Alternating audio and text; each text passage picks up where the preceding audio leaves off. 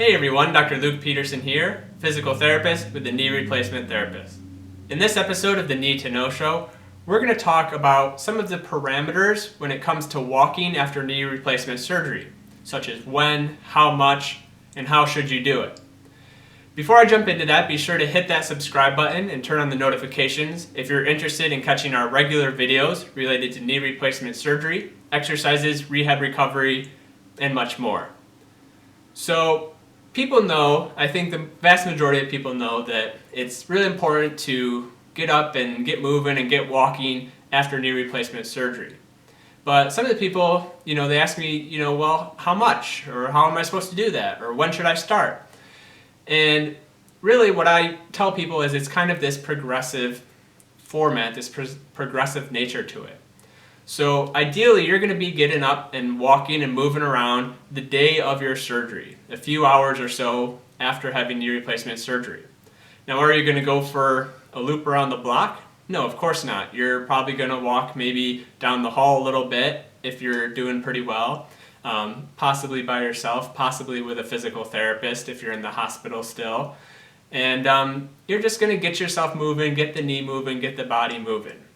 For a lot of people, you may be using some sort of assistive device, so you may be using a walker, most likely if you have significant mobility limitations, maybe even a cane, or there might be some of you who might not be using an assistive device at all, and that's great.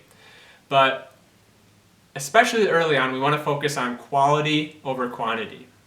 So if you start to really have a lot of pain and discomfort, and it starts to affect how you're walking, and you start to notice a significant limp, or just you're not moving your leg right, or you're not bending your knee when you're walking, or you have this flat foot contact, or you feel unstable or off balance, then that's probably a good sign that you need to sit and take a break and rest a little bit. Especially early on, you're probably going to do a lot of short walks, but multiple times throughout the day, on and off, rather than doing maybe one or two really long or big walks. And that gives your body time to kind of recover and heal, not necessarily heal, but recover, decrease any symptoms or sensitivity before going on your next walk and doing a little bit more activity. Now, of course, again, there's that progressive nature. Just as you heal and recover and get better, then you're going to start to slowly, progressively increase how much you're walking.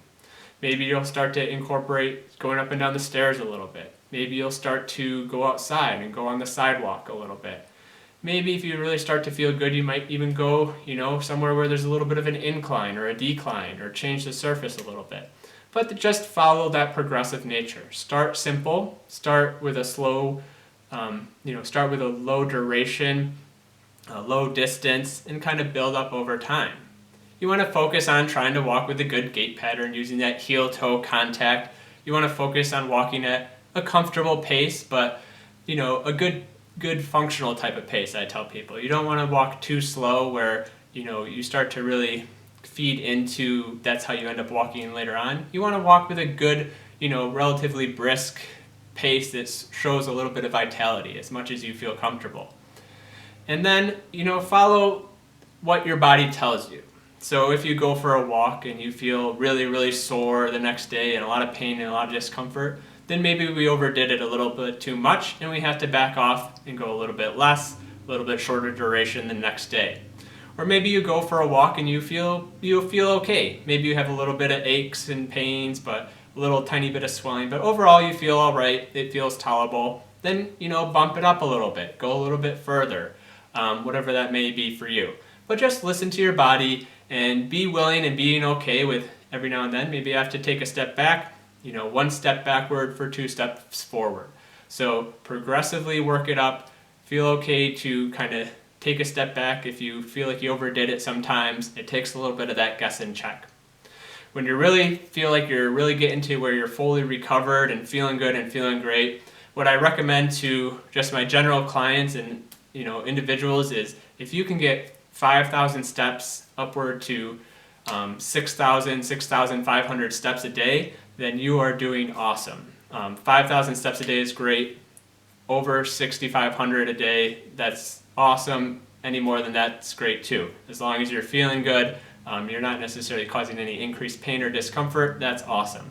And remember, that's all steps throughout the day. So, not just when you go for a walk, but when you're walking, when you get groceries or you walk the dog or whatever that may be. All those steps count, so make sure you're keeping track of those as well. So I hope this gave you some helpful insight, some helpful information. Be sure again to hit that subscribe button if you found this useful and are interested in more videos related to knee replacement surgery. Again, all your likes and your comments are appreciated, and I'll be sure to get back to you as soon as I can. Thank you very much for watching.